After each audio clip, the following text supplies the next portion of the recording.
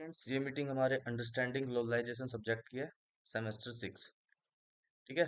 अगर आपके पास due soul NC web जहाँ से भी हो, अगर आपके पास ये सब्जेक्ट है तो आप इस सब्जेक्ट की वीडियो देख सकते हो। और थंबनेल से आपको पता लग गया होगा कि ये जो वीडियो है हमारी टेररिज्म के ऊपर है, आतंकवाद के ऊपर है। ठीक है। तो इस वीडियो में आपके जो इम्पोर्टेंट क्वेश्चन है, आतंकवाद से रिलेटेड एक क्वेश्चन आता है आपके आपके एग्जाम पेपर में जरूर आता है, एक आतंकवाद से रिलेटेड एक क्वेश्चन। तो उसके ऊपर इस वीडियो के अंदर डिस्कस करेंगे।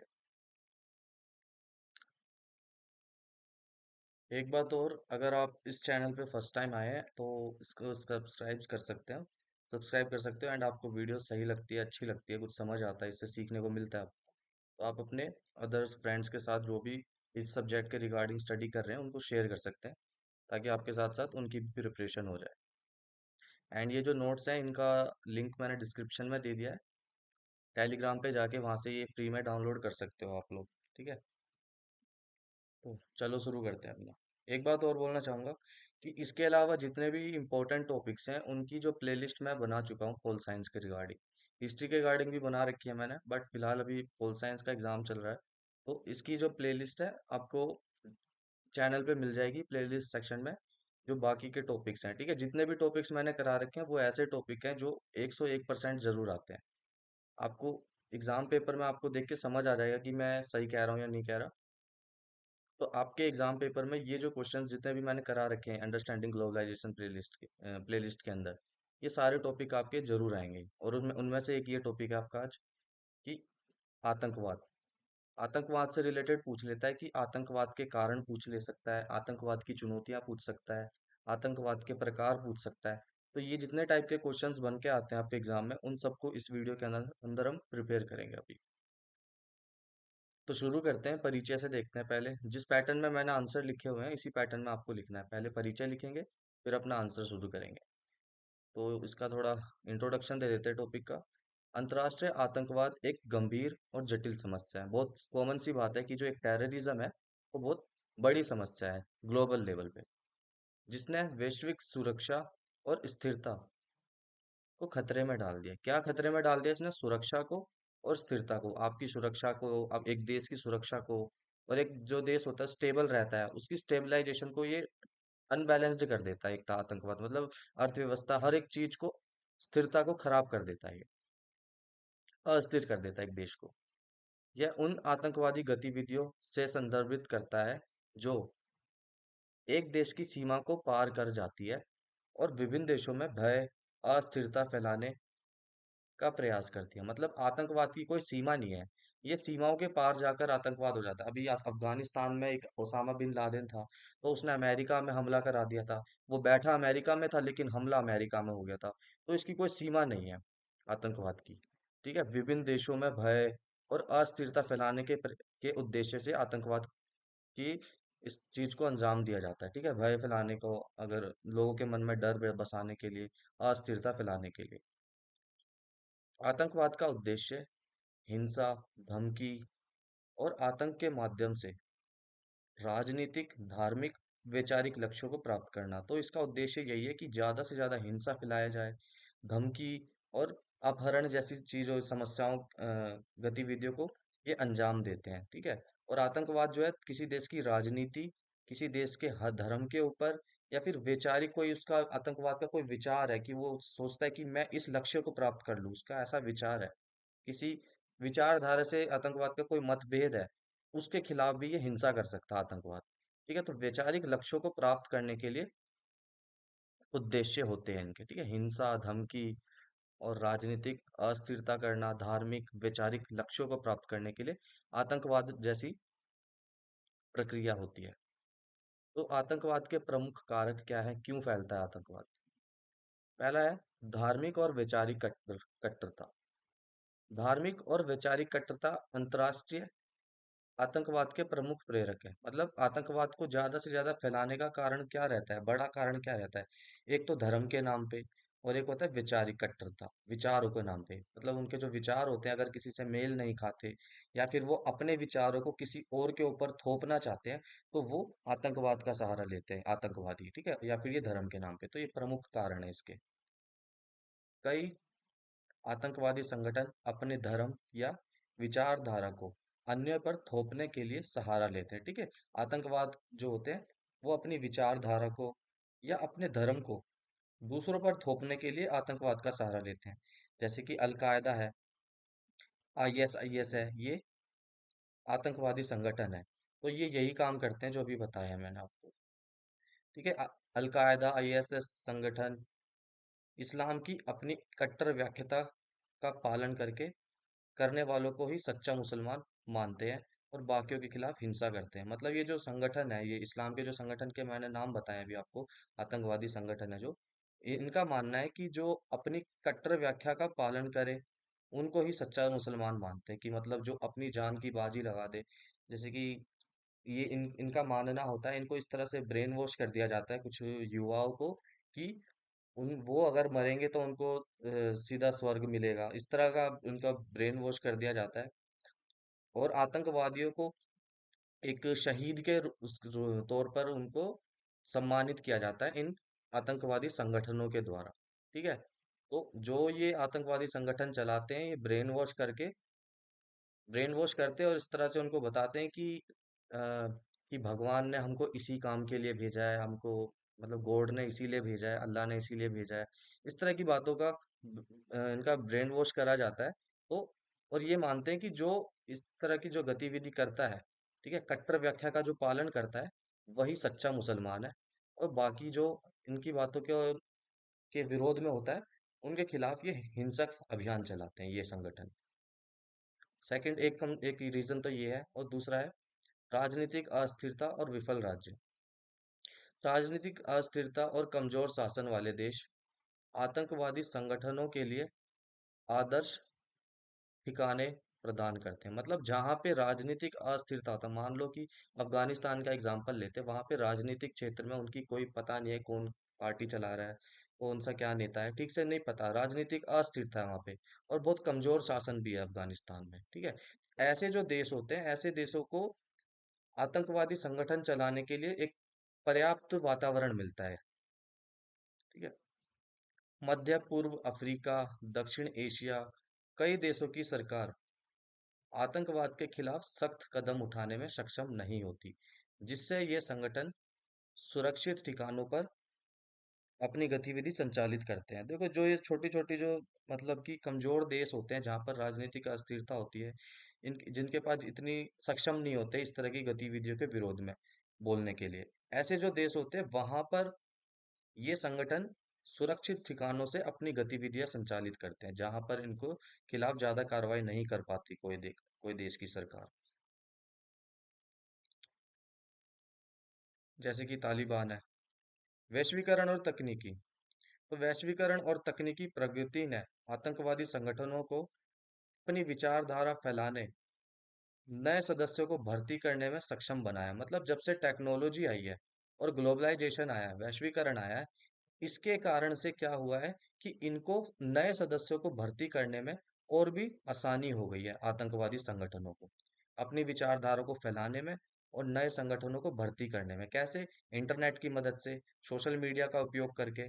ठीक है, जो भी इनके लक्ष्य होते हैं उनका प्रचार करते हैं, ये सामग्री फैला सकते हैं और अपने नेटवर्क को मजबूत करते हैं।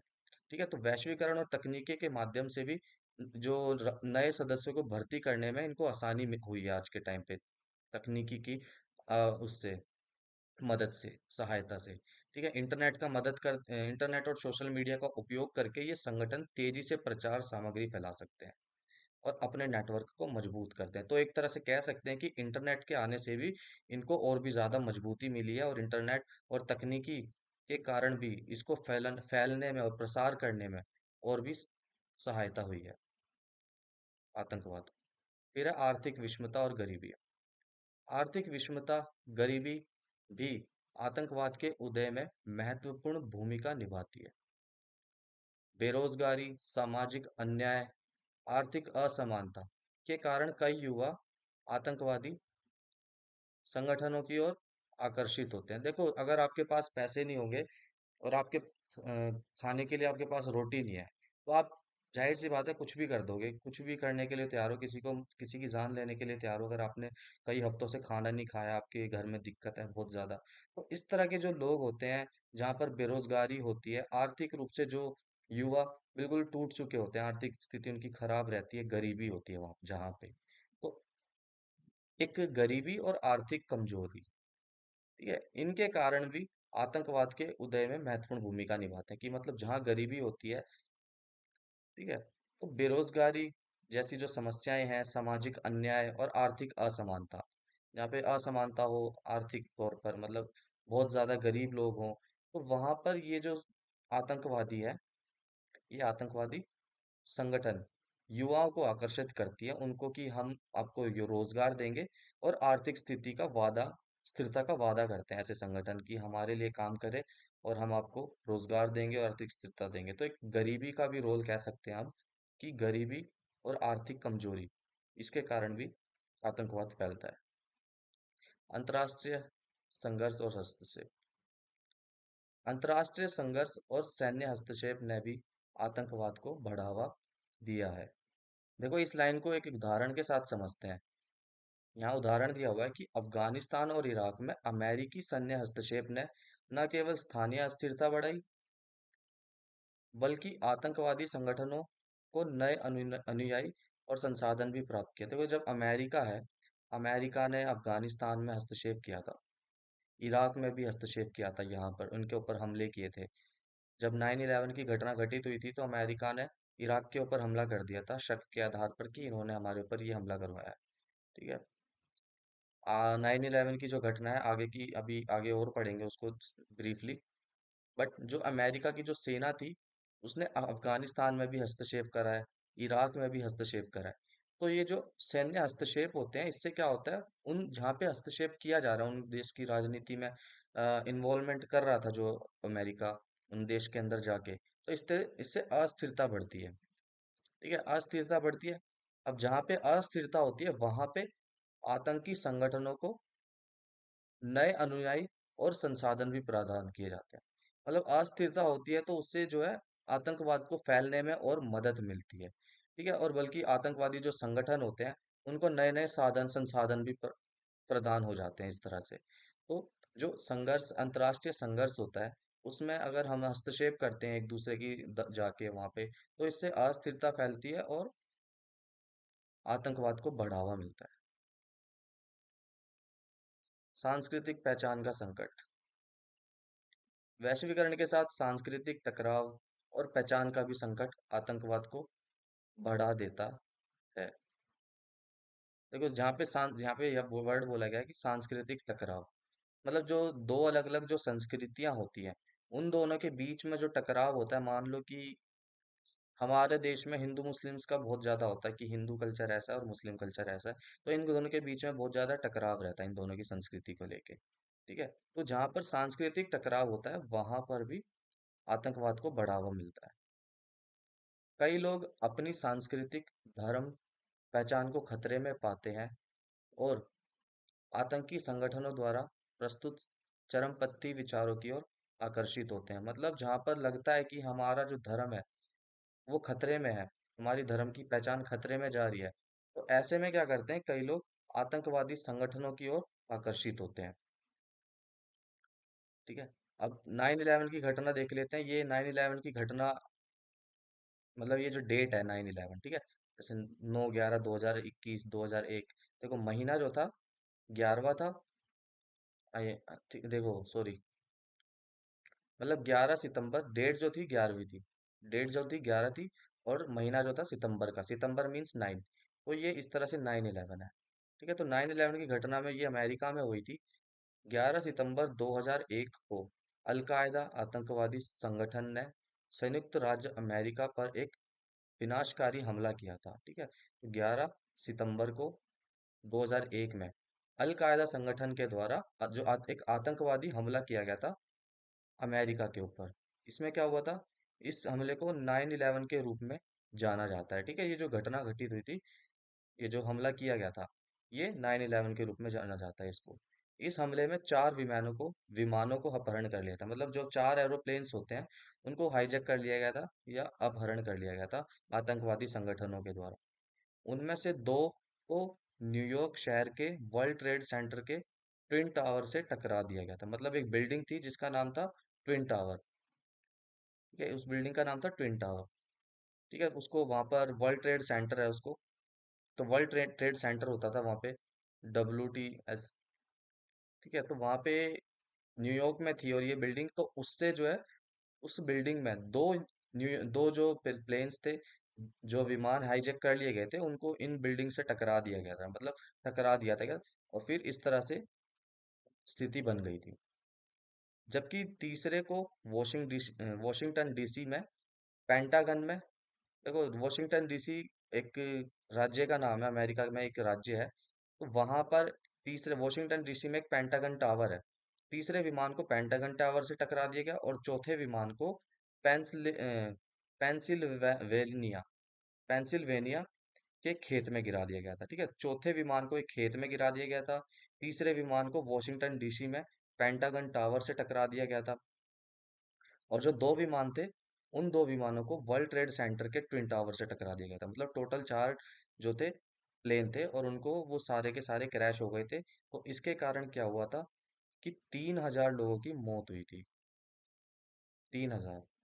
ये वैश्विक आतंकवाद के खिलाफ युद्ध की शुरुआत का प्रतीक बना था। मतलब ये जो घटना हुई थी, ये जो सोची समझी साजिश रची गई थी आतंकवादियों के द्वारा, इस घटना के बाद क्या होता है कि अमेरिका एकदम आतंकवाद के खिलाफ एक युद्ध की शुरुआत कर देता है अंतर्राष्ट्रीय स्तर पर। इसी इसने क्या किया था, इसने अफगानिस्तान में आतंकवाद को खत्म करने को लेकर प्रण ले लिया था।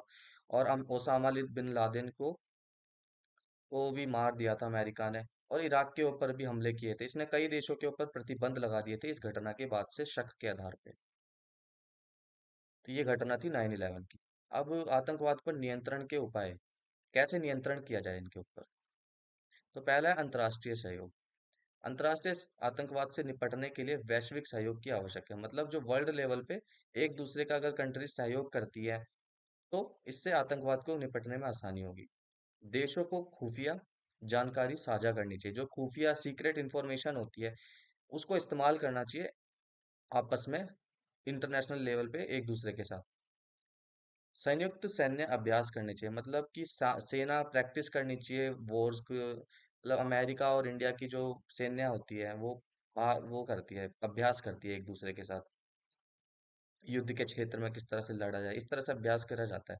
तो ऐसे सैन्य अभ्यास करने चाहिए।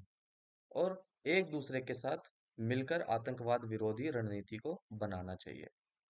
तो एक ये है। फिर है मजबूत कानून प्रवर्तन।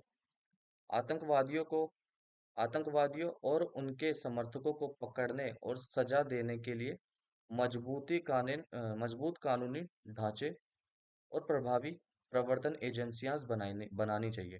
मतलब कि मजबूत कानून बनाने चाहिए और उनको लागू करना चाहिए। ठीक है, तो मजबूत कानून बनेंगे तो इससे, मतलब उनको सजा देने के लिए मजबूत कानून बनाने चाहिए। उसके लिए कई एजेंसीज भी बना सकते हैं हम। तो उन एजेंसीज की भी बनाने की आवश्यकता है कि आतंकवाद के लिए कोई ऐसी एजेंसी बना दी जाए जो कानून बनाए और इनको आतंकवाद को कंट्रोल करे। यह महत्वपूर्ण है कि कानून प्रवर्तन एजेंसी स्थानीय और अंतर्राष्ट्रीय स्तर पर कोऑर्डिनेट करे, समन्वय करे, एक दूसरे का सहयोग करे। ठीक है, जो स्थानीय एजेंसी होती है, मतलब एक क्षेत्र लेवल पे आसपास के जो एजेंसी होती है, और जो अंतर्राष्ट्रीय स्तर पर एजेंसीज होती हैं ग्लोबल लेवल पर, उन दोनों के बीच में कोऑर्डिनेशन होना चाहिए कि वो एक दूसरे की मदद करें अंतर्राष्ट्रीय स्तर पर आतंकवाद के खिलाफ लड़ने में। और है कट्टरवाद और भर्ती का मुकाबला। कट्टरता और आतंकी संगठनों की भर्ती को रोकने के लिए शिक्षा और जागरूक अभियान चलाने चाहिए।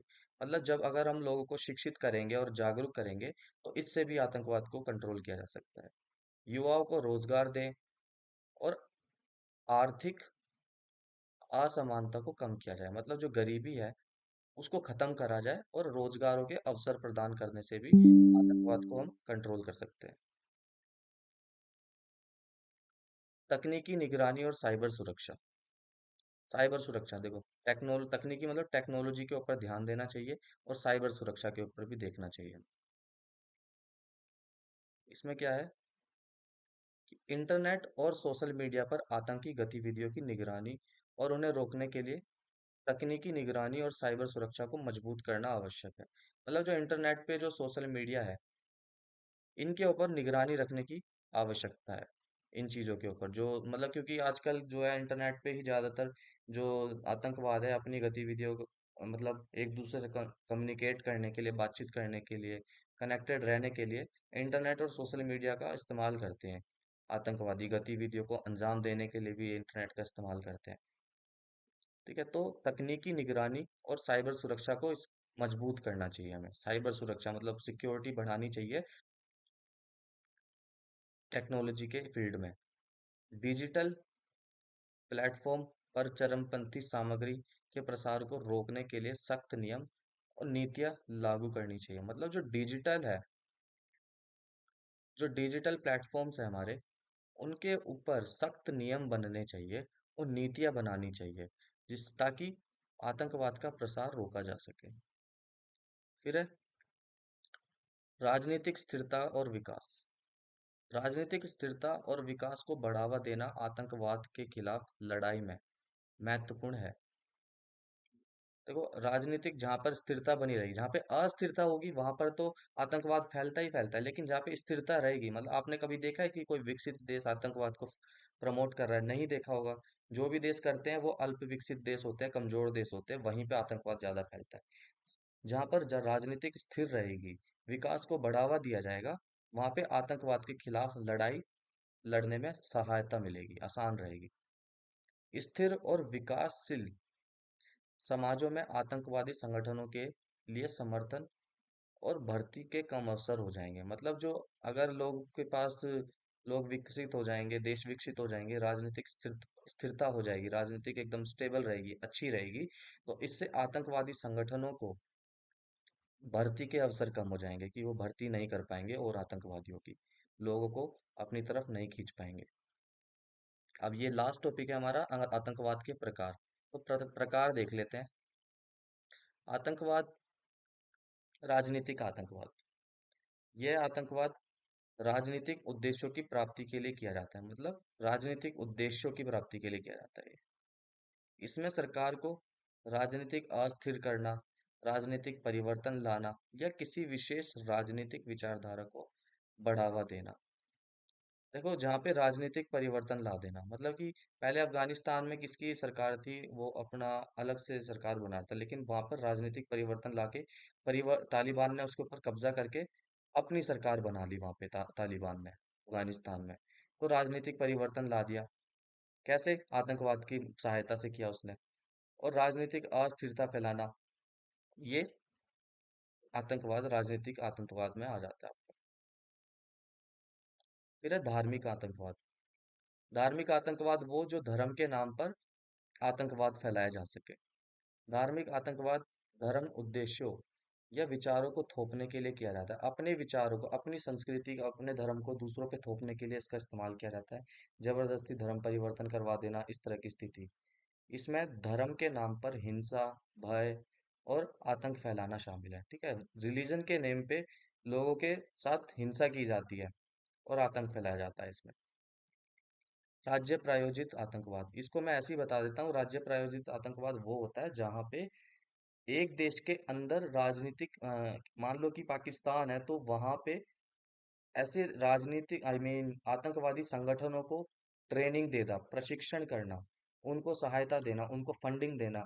तो ऐसी जहाँ पे स्थितियां होती हैं, घटनाएं होती है, गतिविधियां होती है, वहां पर ऐसे देश को राज्य प्रायोजित आतंकवाद कहते हैं, जो आतंकवाद को खुद प्रमोट करता है और उसको बढ़ावा देता है अपने देश के अंदर ही। फिर आ जाता है वैचारिक आतंकवाद।